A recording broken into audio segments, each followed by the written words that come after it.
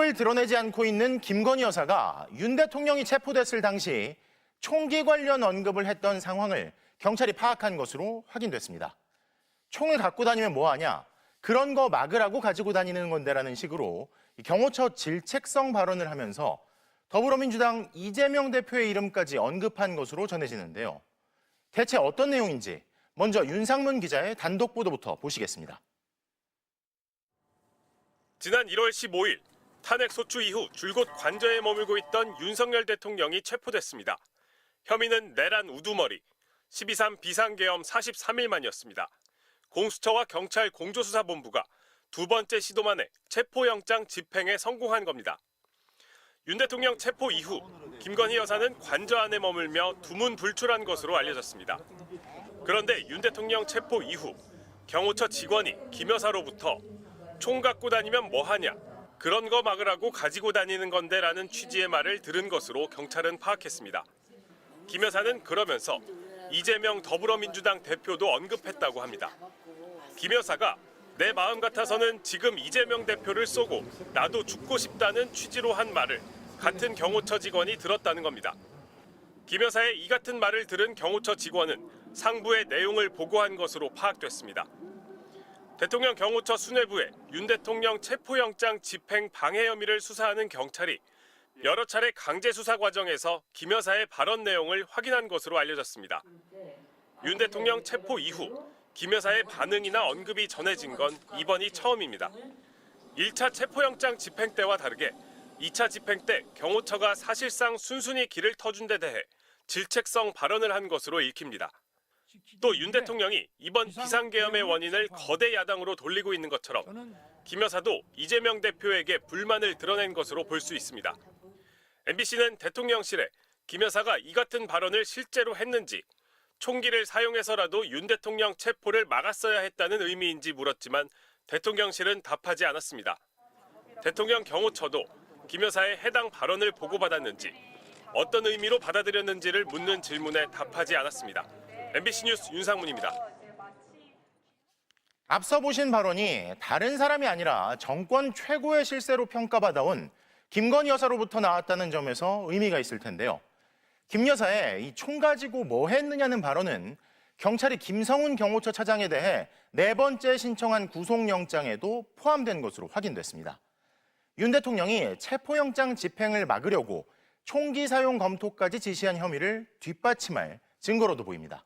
이어서 이혜리 기자의 단독 보도입니다. 검찰이 어제 청구한 김성훈 경호처 차장의 구속영장에는 경호처 직원이 김 여사로부터 총 가지고 뭐 했느냐는 취지의 말을 들었다는 내용도 포함되어 있는 것으로 알려졌습니다. 앞서 검찰은 김 차장 등을 윤석열 대통령 체포영장 집행을 방해한 혐의로 조사한 뒤 윤 대통령이 경호처에 체포 저지를 지시했다고 보고 윤 대통령도 같은 혐의로 입건했습니다. 김 차장 구속영장에도 윤 대통령은 김 차장의 핵심 공범으로 적시된 것으로 파악됐습니다. 김 여사의 총 관련 발언은 윤 대통령의 특수 공무집행방해 혐의와 관련이 있다고 경찰이 판단한 것으로 보입니다.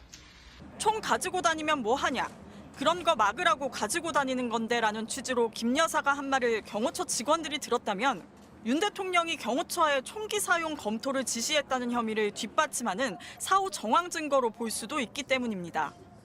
사전에 윤 대통령의 총기 사용 지시가 있었으니 체포 이후 김 여사가 총을 언급하며 경호처를 질책한 게 아니냐고 경찰은 의심하는 것으로 보입니다. 경찰은 앞서 윤 대통령이 체포 저지를 위해 총기 사용을 검토하라는 취지로 지시했고 김 차장은 알겠다고 답했다는 경호처 간부의 진술을 확보했습니다. 또 김 차장 주재 간부회의에서 권총뿐 아니라 중화기 무장까지 거론됐다는 경호처 직원 증언도 나온 바 있습니다. 김 차장은 윤 대통령의 체포 저지 지시와 총기 사용 검토 지시는 없었다고 전면 부인해왔습니다. 네, 누구 지시로 관저 진입 막았나요? 대통령 지시인가요? 지시가 아닙니다. 법률에 따라 경우 임무 수행을 한 겁니다. 앞서 윤 대통령 측 변호인단 역시 윤 대통령은 경호처의 물리력을 사용하지 말고 마찰 없이 대응할 것을 강조했다며 총기 사용 지시를 한 적이 없다고 했습니다. 하지만 총을 사용하지 않은 것을 질책하는 듯한 김 여사 발언이 새롭게 확인되면서 윤 대통령이 사전에 물리력 사용을 지시한 것 아니냐는 의혹은 다시 불거질 걸로 보입니다. MBC 뉴스 이혜리입니다. 이런 가운데 김성훈 차장과 함께 이른바 김건희 여사 라인으로 지목된 이광우 경호본부장이 작년 12월 3일 계엄 선포보다 2시간이나 앞서 휴대전화로 계엄이란 단어를 검색한 사실이 확인됐습니다. 대다수 국무위원들보다도 먼저 계엄 선포를 알았던 것으로 보이는데 이 본부장 측은 포렌식 과정의 오류라는 주장을 하고 있습니다.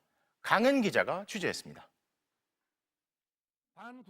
지난해 12월 3일 밤 10시 23분 윤석열 대통령이 비상계엄을 선포했습니다. 비상계엄을 선포합니다.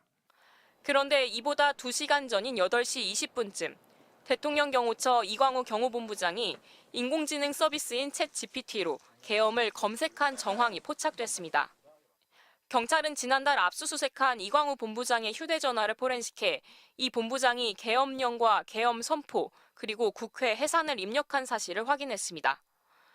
비상계엄 국무회의가 열린 건 밤 10시 17분.